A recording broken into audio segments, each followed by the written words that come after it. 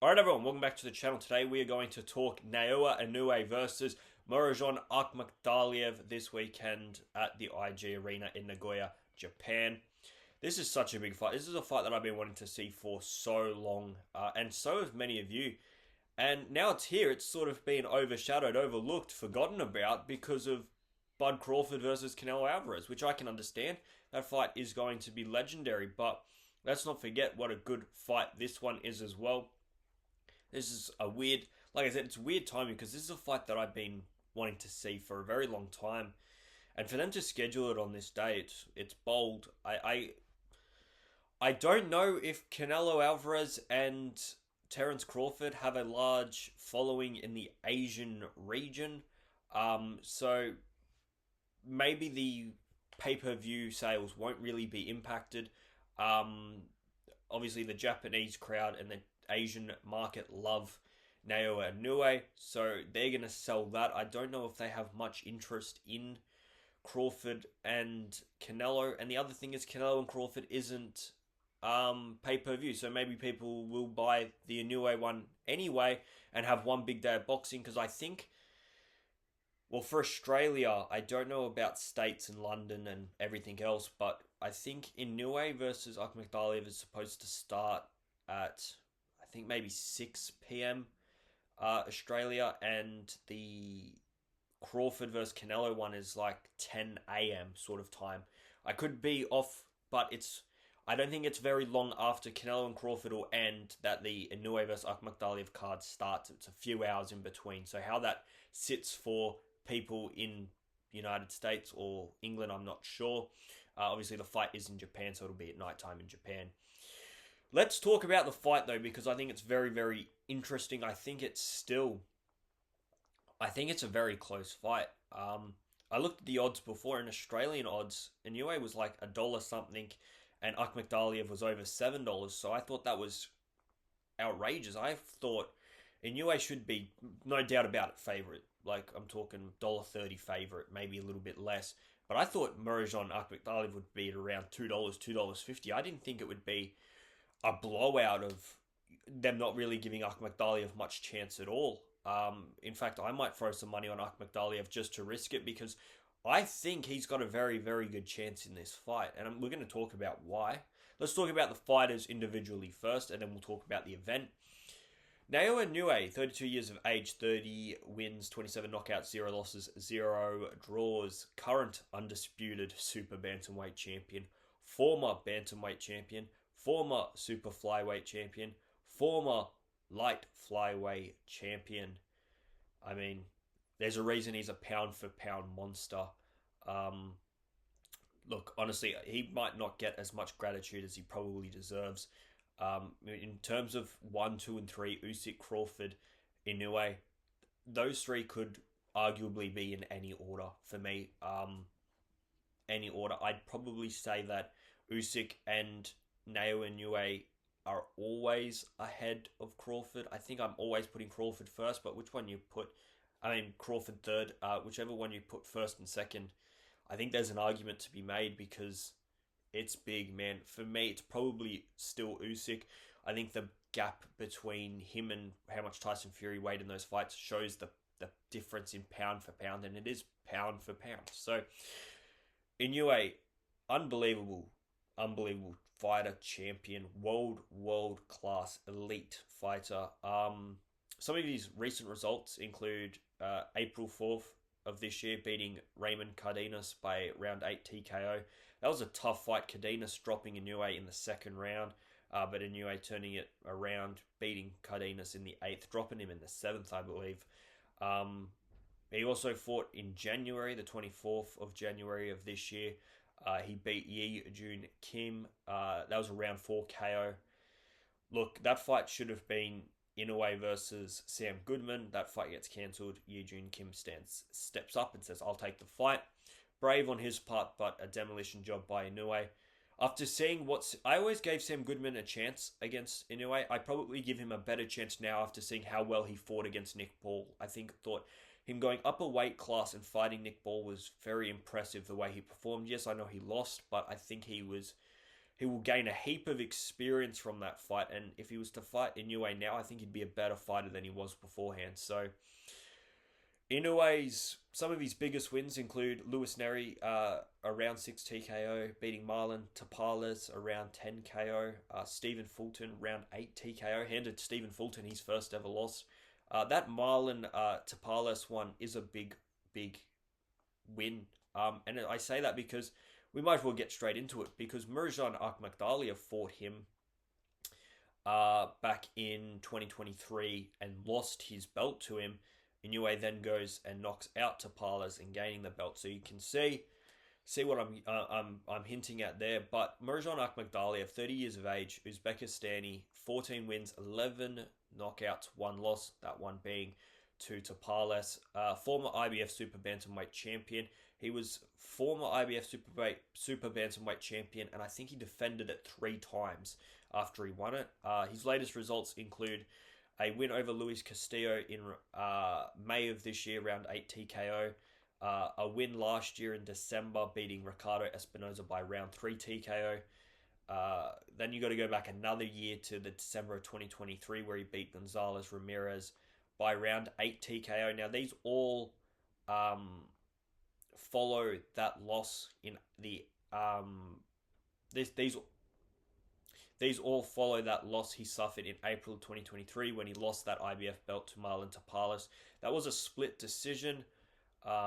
Very, very close fight. Did Tapales deserve to win it? Probably. Look, it's all opinions at the end of the day. It was so close, that fight.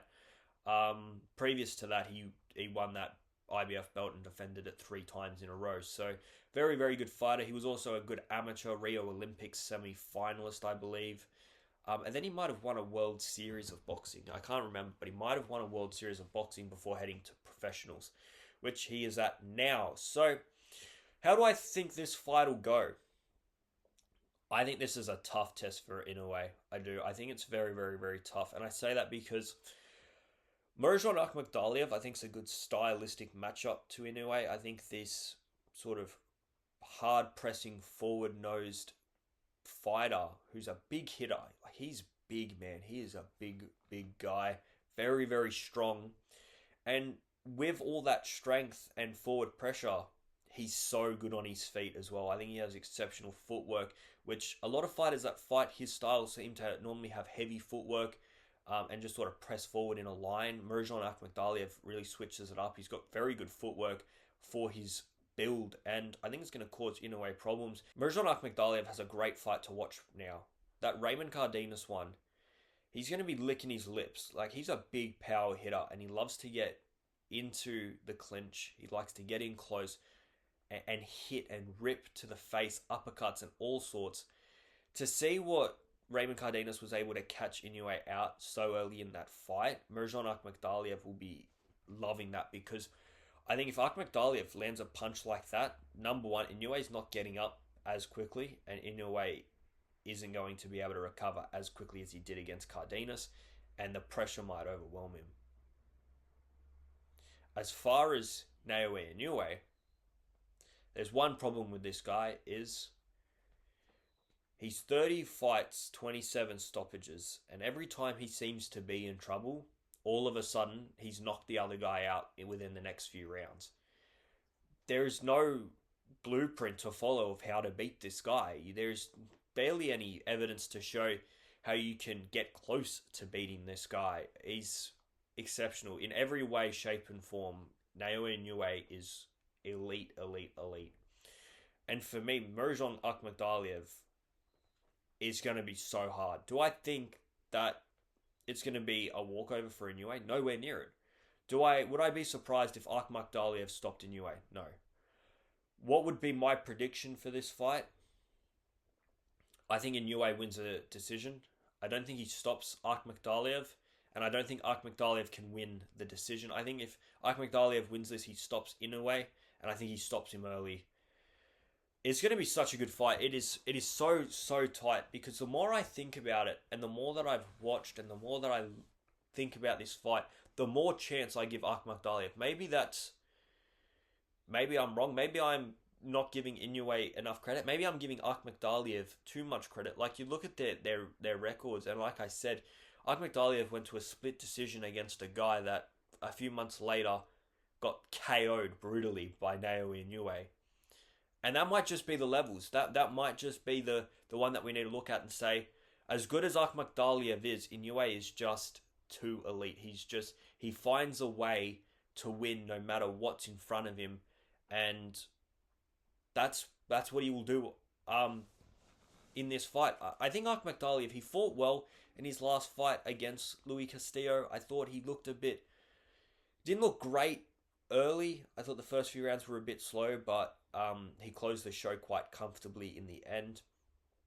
And Inoue against Castillo didn't look great at the start, but the same thing, closed the show out well. Whether that was a fact of they both had their eyes set on future tasks, I'm not sure. And that's one thing Inoue needs to do, is focus on this fight, because Akhmadaliev will have no other eyes than for Inoue and wanting to take his head off.